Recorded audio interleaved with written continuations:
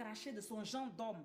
Vous connaissez, quand un garçon même veut t'avoir, quand il tend son piège et puis il se dit que cette nuit-là, tu vas passer à la casserole. Quand toi, une femme, tu ne réfléchis pas, tu n'es pas trop, c'est-à-dire tu ne pousses pas ta pensée loin, tu n'as pas d'arrière-pensée, tu vas te laisser faire et tu vas voir que soit, le même soir où tu as décidé de sortir avec lui là, soit tu vas avoir, comment on appelle, un retour de cette relation-là, soit tu ne vas plus jamais avoir un retour de cette relation-là.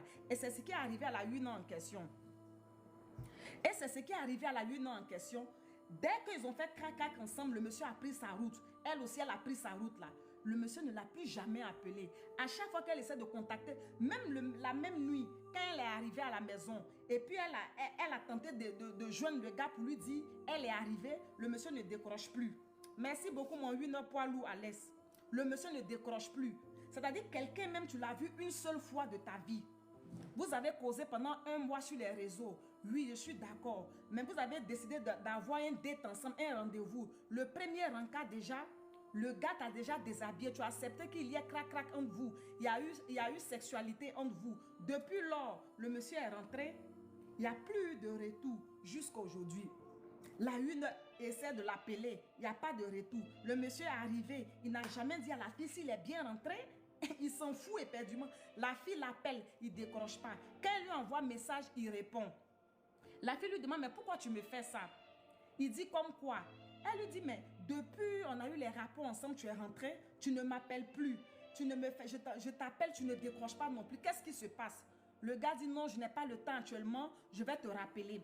À chaque fois, elle envoie un message, non, je n'ai pas le temps actuellement, je vais te rappeler. Et depuis lors, là, on est dans je n'ai pas le temps, je vais te rappeler. Et cette une-là, elle souffre énormément parce qu'elle déjà, elle pense qu'elle a eu mari. Quelqu'un avec qui tu as causé pendant un mois sur un site de rencontre. Vous vous êtes vus dans la vraie vie. Tu n'as même pas été patiente. Tu ne connais même pas chez lui. Tu ne sais même pas où il dort. Tu ne sais même pas si c'est à Toto. Tu ne sais même pas si c'est revenant. Tu ne sais même pas si même c'est fantôme. S'il existe vraiment, tu allais te donner à lui sans même connaître chez lui. Maintenant, il a fini. Il a pris sa route. Il est parti.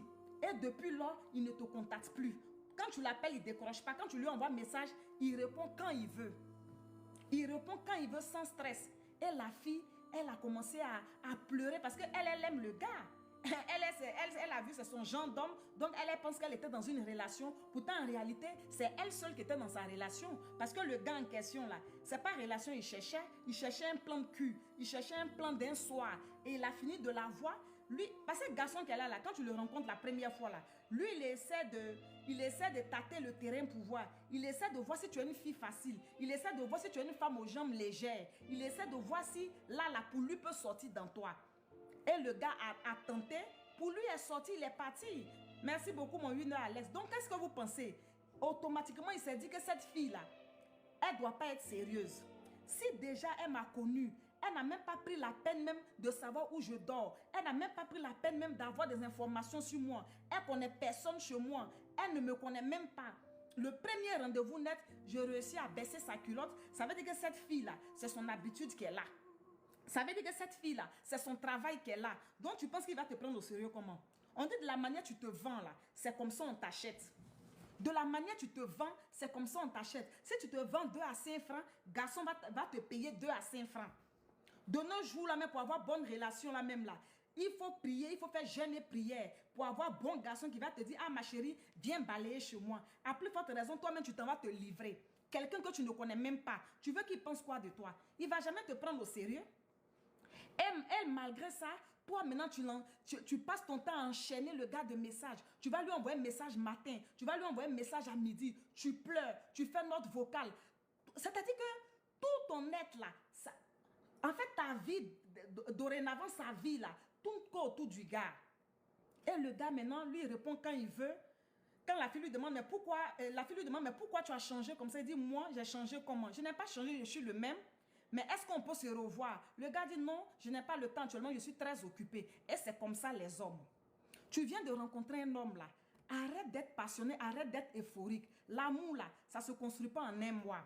En un mois là, on essaie toujours de poser des questions. On essaie toujours de chercher à connaître l'autre. On essaie toujours de creuser. On essaie toujours de... Il faut t'accentuer même sur les valeurs d'une personne.